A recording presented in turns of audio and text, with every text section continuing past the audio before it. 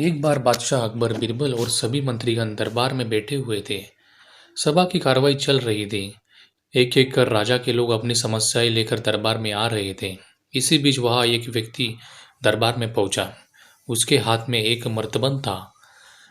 सभी उस मर्तबन की ओर देखने लगे। तभी अकबर ने उस व्यक्ति से पूछा, क्या है इस मर्तबन में? दोस्तों, मर्तबन यानी एक मड़का समझ लीजिए। तो उसे मर्तबन भी कहा जाता है। तो आगे चलते हैं दोस्तों, आगे की कहानी सुनते हैं। उसने कहा, महाराज, इसमें चीनी और रेत का मिश्रण है। अकबर ने फिर पूछा, किस लिए? अब जो दरबारी था उसने कहा, गलती माफ़ हो महाराज, लेकिन मैंने बीरबल की बुद्धिमत्ता के किस्से कई सुने हैं। मैं उनकी परीक्षा लेना चाहता हूँ। मैं यह चाहता हूँ कि बीरबल इस रेत में से बिना पानी का इस्तेमाल किए चीनी का एक एक दाना अलग कर दे। अभी सभी हैरानी से बीरबल की ओर देखने लगे। तो दोस्तों, यहाँ पर आपको बता दूं कि जो ये इसम आया था दरबार में, वह बीरबल की परीक्षा लेने के हेतु आया था। और इसने इस एक मटके में जो है चीनी और रेत का मिश्रण लेके आया था। और ये पहेली थी कि जो चीनी से रेत को अलग करना था, ये बीरबल के सामने एक चैलेंज उसने प्रस्तुत किया। तो अब अकबर ने बीरबल की ओर देखा और कहा, देखो बीरबल, अब तुम कैसे इस व्यक्ति के सामने अपनी बुद्धिमत्ता का परिचय दोगे? तो इस पर बीरबल मुस्कुराते हुए कहते हैं कि महाराज, हो जाएगा, यह तो मेरे बाएं हाथ का काम है।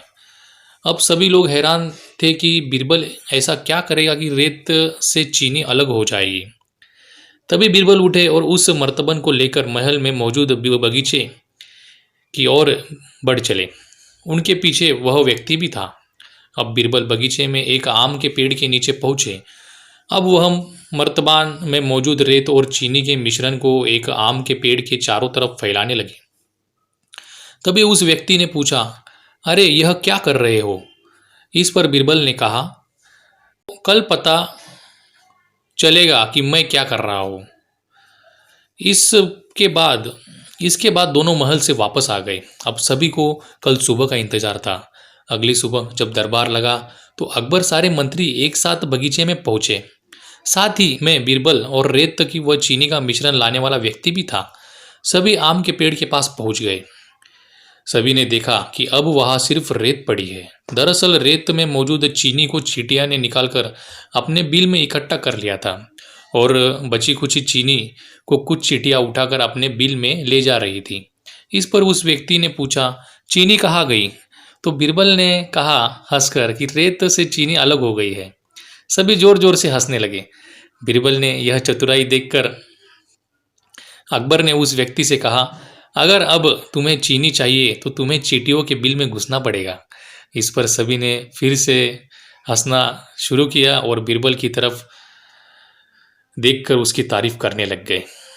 दोस्तों, इस कहानी से हमें ये सीख मिलती है कि किसी को नीचा दिखाने का प्रयास आपके लिए हानिकारक हो सकता है। तो दोस्तों, अगर कहानी अच्छी लगी हो तो चैनल को जरूर सब्सक्राइब कीजिए ताकि हम और भी अच्छी अच्छी कहानी आपके लिए लेकर आए। तब तक के लिए गुड बाय और thanks for listening our stories.